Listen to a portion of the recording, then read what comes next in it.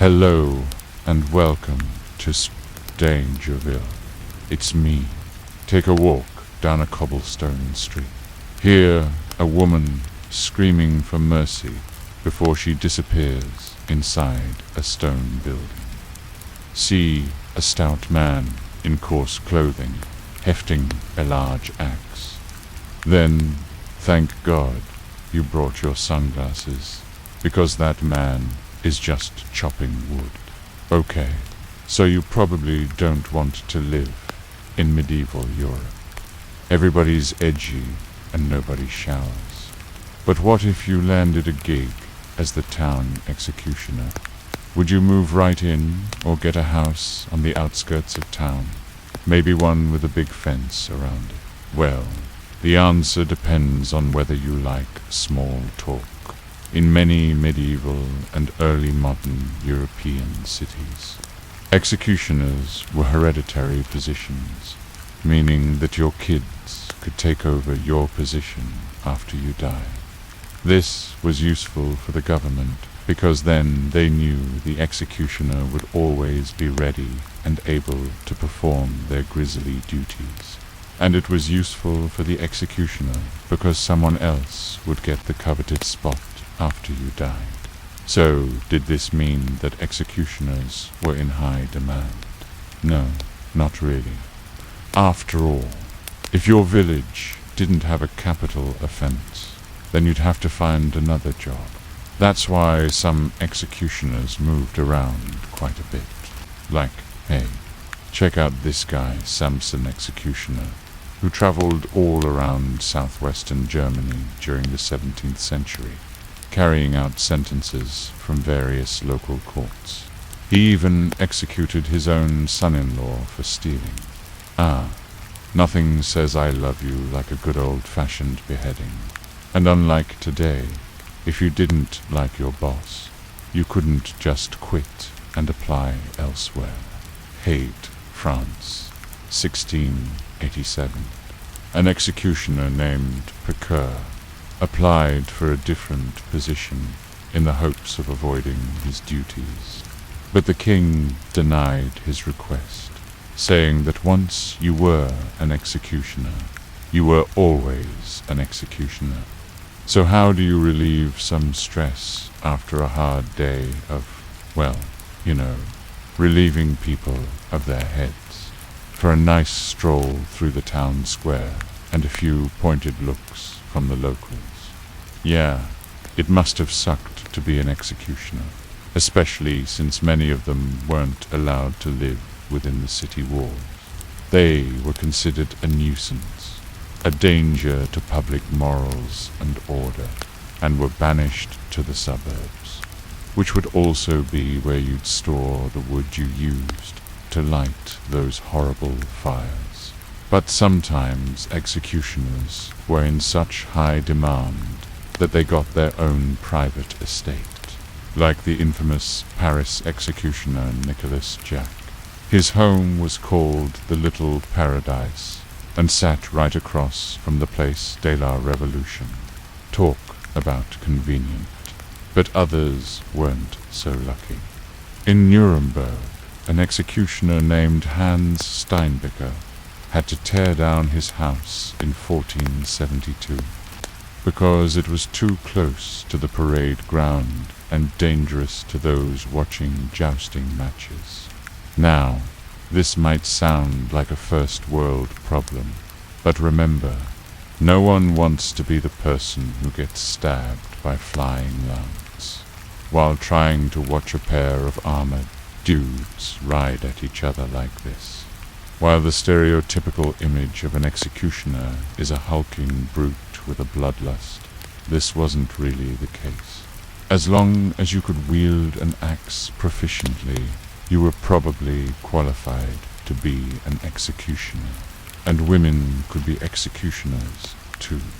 Now, you probably imagine an executioner's most important quality is that they don't get nervous or faint at the sight of blood. But they actually had to be careful of something much more mundane, their reputation.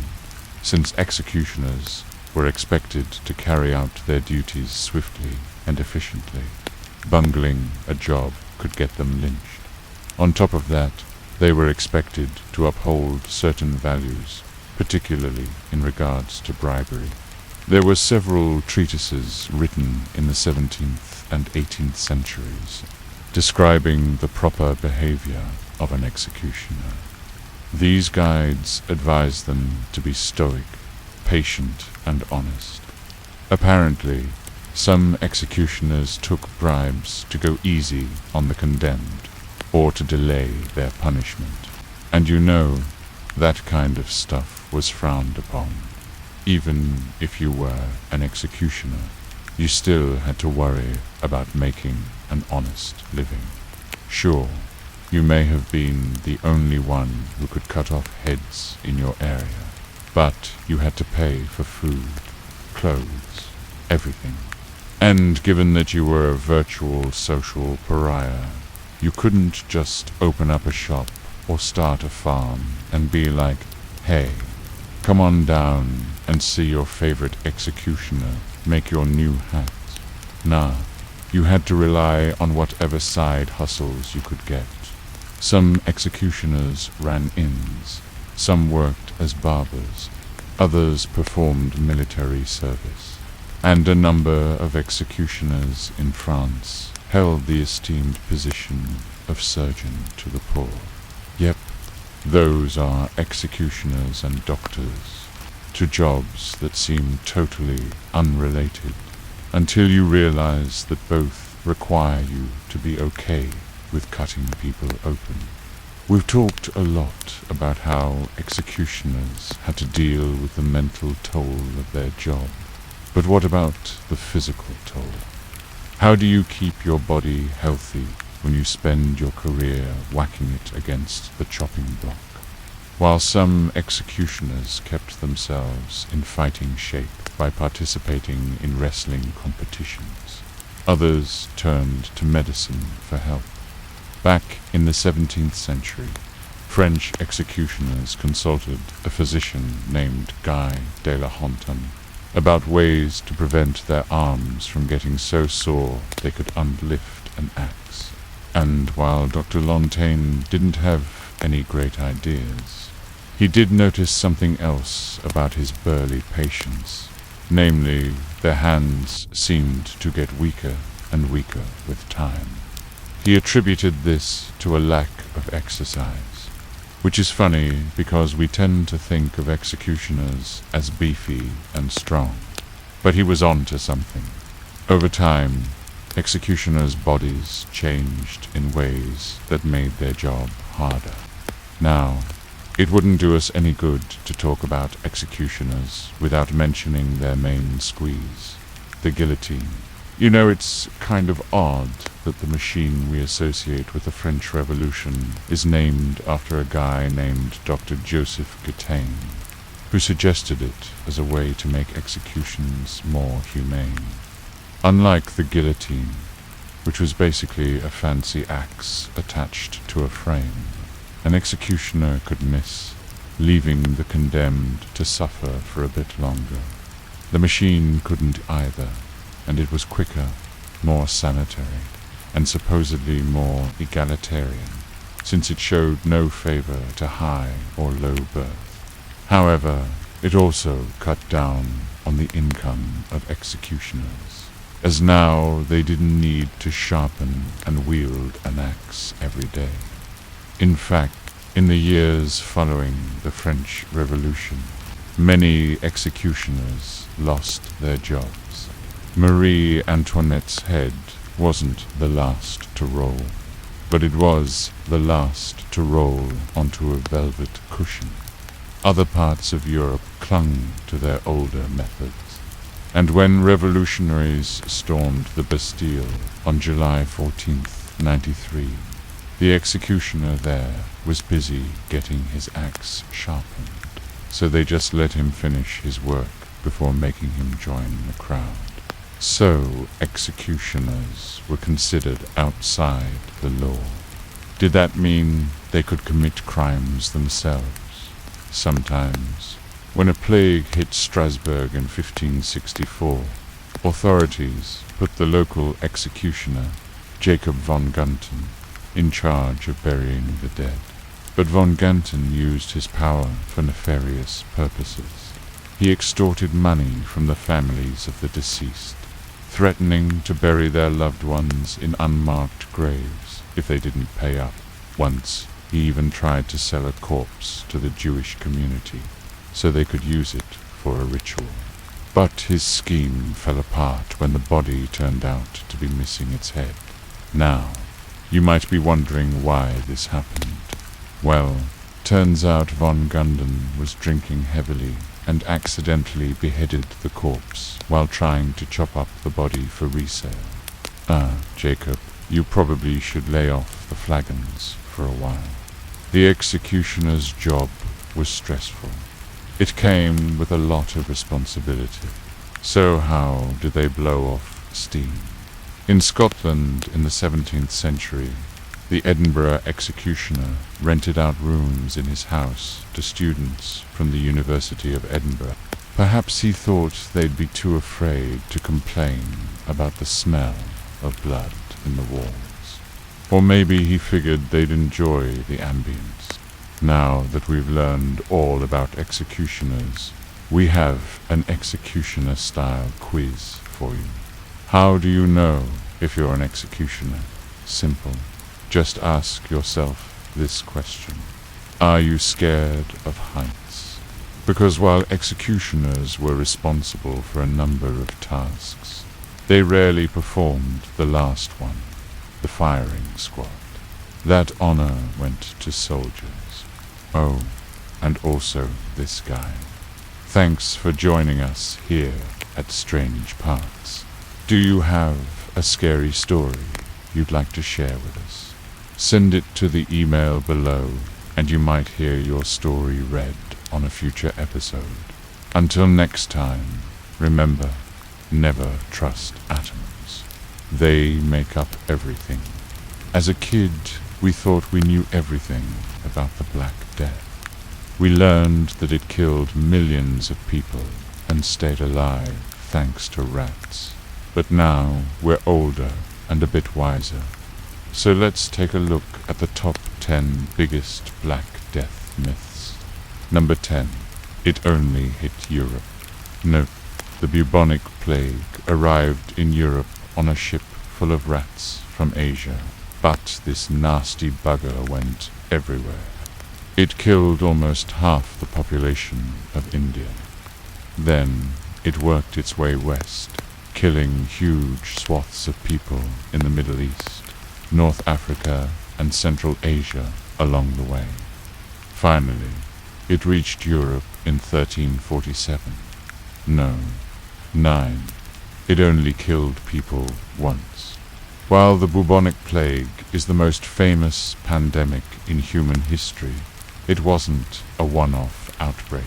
There were 3 major outbreaks of bubonic plague during the Middle Ages. The first 2 were relatively mild compared to what was coming. The third time around, however, was an absolute doozy. Known as the Black Death, this particularly virulent strain of Yersinia pestis was the worst part of the pandemic and responsible for wiping out so many people. But there were also other outbreaks of bubonic plague before the Black Death and after. 8. It stayed around for a few months. Nope, the plague stuck around for years. Once it arrived in Europe in 1347. It stuck around until 1351, killing more than 25 million people. During the height of the pandemic, around 60,000 people died every day in Europe. That's the equivalent of losing almost all of the current population of New York City every day. No, 7. Death came quickly. Maybe this one isn't surprising, but it still needs to be said. The bubonic plague didn't automatically mean certain death. Victims could survive the illness, although the mortality rate was between 30 and 50%. Now, those who did die usually died within a week or two of contracting the disease. But that doesn't mean death came quickly. Symptoms included fever, chills, headache, weakness, nausea, vomiting, diarrhea, painful lymph node swelling, and rashes. Doesn't sound like the kind of thing you could just shake off. No. 6 doctors knew how to treat it. Well, doctors did know the usual treatments for illnesses, but they weren't going to help against the plague. Doctors bled their patients, gave them mercury, pushed them around in carts, and had them drink vinegar. None of these things worked, and some doctors believed that since victims couldn't sweat, they needed to cover up and keep warm, because cold exposure could open them up to more illnesses. This may have been true, but it wasn't exactly helpful. No. 5. It ended when the source of infection died. It's not clear where the Black Death came from, but it likely arrived in Europe on trading ships coming from Asia. Plague bacteria were brought over by rats, which are natural hosts for the illness. Even if all the rats carrying the plague died, there would still be enough plague bacteria floating round the world that more rats could pick it up and bring it to new locations. Also, humans can carry and spread the bacteria too. So if all the rats died, the plague could easily jump to human fleas and continue spreading. Number 4. It affected rich and poor equally. Nope. Being rich during the plague was definitely a plus. Wealthy people could afford to leave cities and flee to the countryside. Plus, they had access to better nutrition and health care. Those who were already sick from malnutrition or another illness were much more likely to die. Poor people also had to stay in cities because they had nowhere else to go. Plus, they lived in cramped quarters and often had to work while caring for sick relatives. No. 3. Jews were blamed for the illness. Unfortunately, conspiracy theories are nothing new. When the Black Death arrived in Europe, Jews were blamed for causing the plague. Some towns captured their Jewish populations and forced them to drink poison or burn to death in their homes. Despite having nothing to do with the plague, Jews were seen as scapegoats because they were different. Anyone could be blamed for something terrible happening, even if they had nothing to do with it. No. 2. Everyone stayed home. No. For whatever reason, as awful as the plague was, some people still traveled during the height of the pandemic. Many governments continued to hold elections, trials, religious festivals, and other events where large groups of people gathered together. People also kept working in order to put food on the table and make money. Merchants, laborers, farmers, lawyers, and others continued to go about their business, despite the enormous risk. And finally, no. 1. The Black Death was the worst thing ever. As we said, this wasn't the only outbreak of the bubonic plague. After the Black Death struck and killed millions, we'd hope it would be the last.